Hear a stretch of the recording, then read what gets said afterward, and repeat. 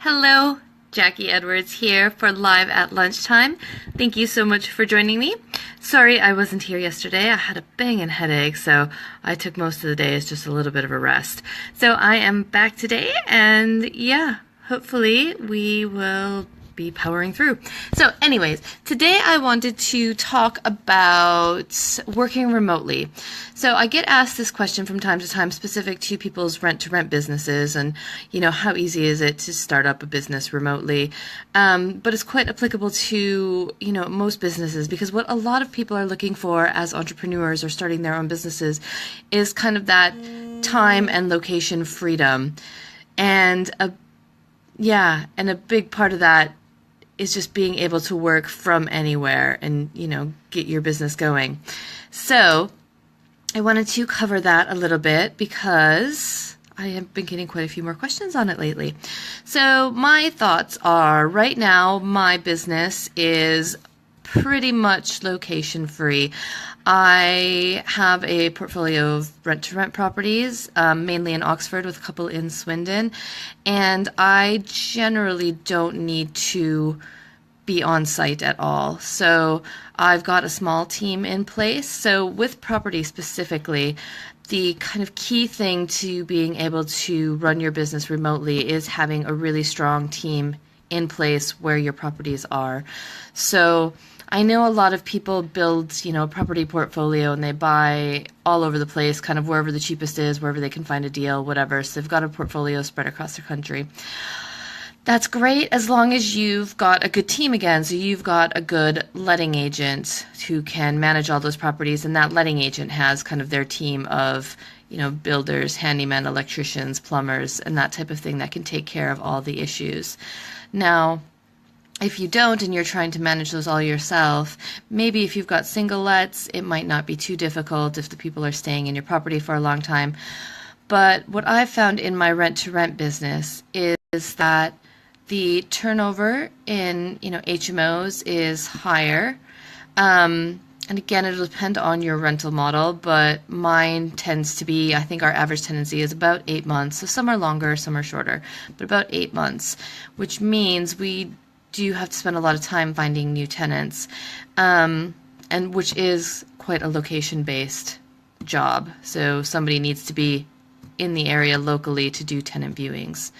The other thing is kind of all the maintenance that needs to happen once you've got a larger portfolio, especially with HMOs, which are a bit more kind of maintenance heavy, just because everything gets used so much with multiple people sharing.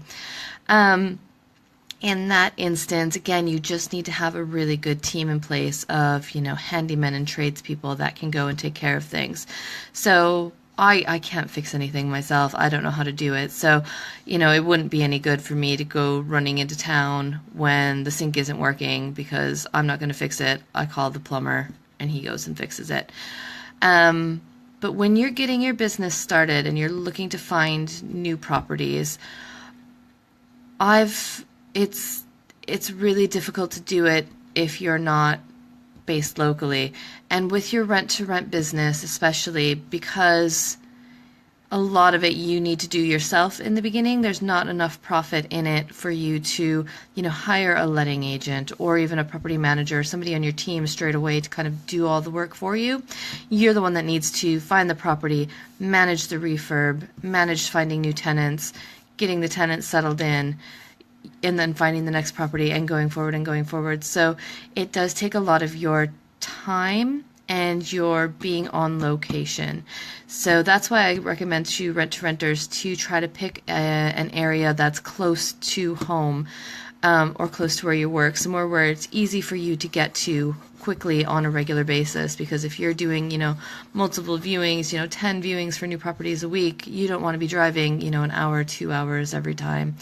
And if you're just limiting yourself to, maybe you go up to a location once a month or something, it's going to be difficult to really scale and build your business. So I highly recommend in the beginning, you need to be close by and on site regularly.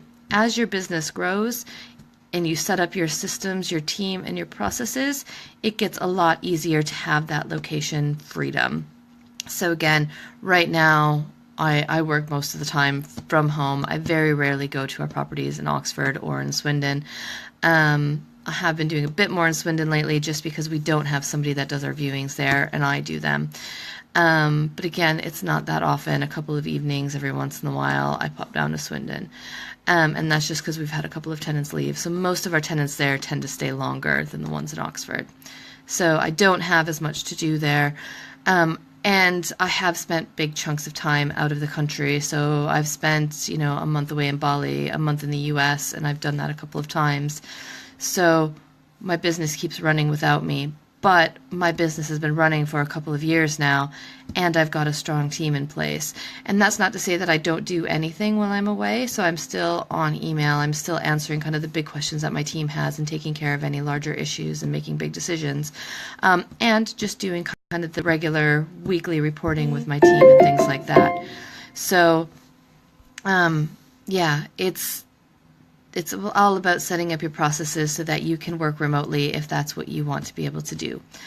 And it's the same even if you're not in a property business. Some internet businesses are a bit easier to work remotely from, where all you need is your laptop and you can do it from anywhere, which is great.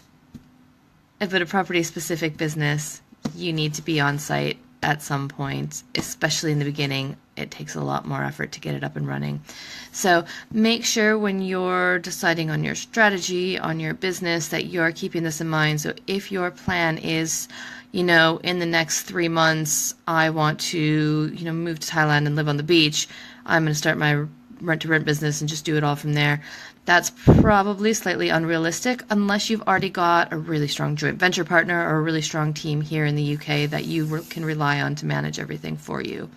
So if you do want to be location free, make sure you set up your business from the day one to tailor to that. So make sure you set it up with systems in place so that as soon as you can start getting team members in the kind of key areas, especially a location-based key team member to take care of the things that need to happen locally. And then when you've got that set up and you've got the systems in place, then you can easily kind of extract yourself from the business and work from anywhere. So hopefully that makes sense to you. Thank you very much for joining me today, and I'll see you again tomorrow.